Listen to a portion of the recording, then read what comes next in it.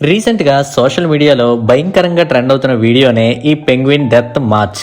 అసలు first of all ఈ వీడియోలో ఏముందని అంతలా ట్రెండ్ అవుతుంది అంటే, పెంగ్విన్స్ అన్నవి గుంపులుగా ఉంటాయి, అలానే ఎప్పుడు సముద్రపు ఒడ్డునే ఉంటూ కనిపిస్తాయి. కానీ ఈ వీడియోలో మాత్రం ఒక పెంగ్విన్ తన తోటి గుంపుని వదిలి వేరేగా వెళ్తుంది, అది కూడా మంచుకొండ వైపుగా. అలా అది మంచుకొండ వైపుగా ఆగకుండా వెళ్తే కొన్ని రోజుల్లోనే అది ఆహారం లేక చనిపోతుంది. అంటే ఇండైరెక్ట్ గా అది చావుకి దగ్గరగా వెళ్తుంది.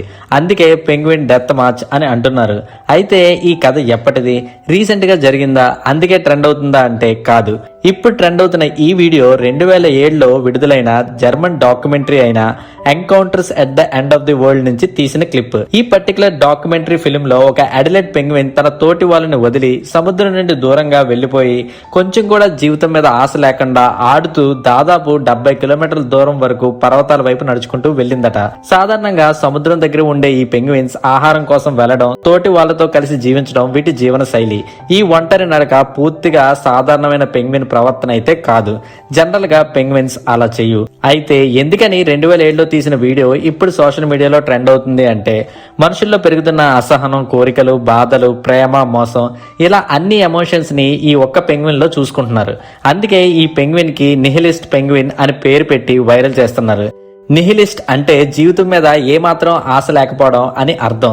అంటే ఈ పెంగ్విన్ లో అది క్లియర్ గా కనబడుతుంది అని అందరి ఫీలింగ్. ఉదాహరణకి కొంతమంది ఏమంటున్నారంటే, పెంగ్విన్ అలా వెళ్ళడానికి తను ప్రేమించిన వ్యక్తిని కోల్పోవడం ఒక కారణం అని మీమ్స్ వైరల్ చేస్తుంటే, మరికొంతమంది అంటున్నారు ఇంకా చాలు, ఎవరు ఏమనుకున్నా నా దారిలో నేను వెళ్తా అని అర్థం వచ్చేలా ఉందని అంటున్నారు. మరికొంతమంది మనం ఎన్ని చేసినా గుర్తింపు లేనప్పుడు వాళ్ళతో ఉండి వేస్ట్ అంటుంటే, మరికొంతమంది ఫ్యామిలీ ఇంకా రిలేటివ్స్ వల్ల ఇలా అయిపోతున్నాం అని అర్థం వచ్చేలా మాట్లాడుతున్నారు. కార్పొరేట్ లైఫ్ లో జీవితాలు, స్కూల్స్ లో ప్రెషర్, ప్రతిదానికి కాంపిటీషన్, సమానత్వం లేకపోవడం, కుల విభజన, మంచి చెడుకి తేడా లేకపోవడం, ఇలా అన్నిటికీ ఈ పెంగ్విన్ ఇప్పుడు ఒక సింబల్. ఆ ఒక్క వీడియో ఇప్పుడు ఎంతో మందిని తమని ఆ పెంగ్విన్ లో చూసుకునేలా చేసింది. ఇలా చెప్పుకుంటూ పోతే చాలా ఉన్నాయి. కానీ అసలు ఆ పెంగ్విన్ ఎందుకని అలా వెళ్ళింది అనడానికి ఎవరి దగ్గర నిజంగా ఆన్సర్ అయితే లేదు. మీరు అనుకున్నట్టే లవ్ కోసమో ఫ్యామిలీ కోసమో ఇలా వెళ్ళినట్టయితే ఇలాంటి సంఘటనలు మనం తరచుగా చూడాలి. అయితే సైంటిస్టులు ఏం చెప్తున్నారంటే, ఇది పెంగ్విన్ తీసుకున్న ఒక నిర్ణయం కాదట.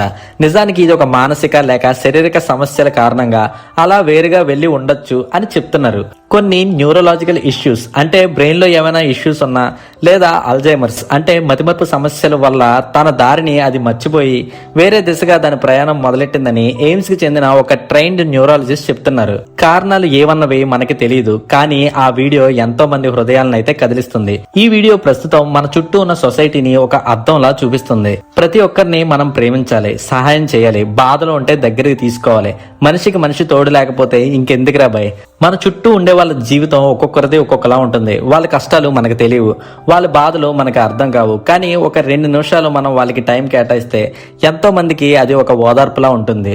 ఒక సునామీయో లేక పెద్ద భూకంపం వస్తే దీని అమ్మ బ్రతికితే చాలు, అది ఎక్కడున్నా, ఎలా ఉన్నా, ఎవరితో ఉన్నా అని అనుకుంటాంగా. మరి ఇప్పుడు ఎందుకు అలా ఉండరు? ఎందుకో చెప్పనా? స్వార్థం. అన్నీ ఉన్నాయి, అంతా బాగుంది, లేదా నా బాధలు నాకున్నాయి, వేరే వాళ్ళతో నాకెందుకు. మనిషి తత్వమే అంతా, ఎవరేం చేయగలరు?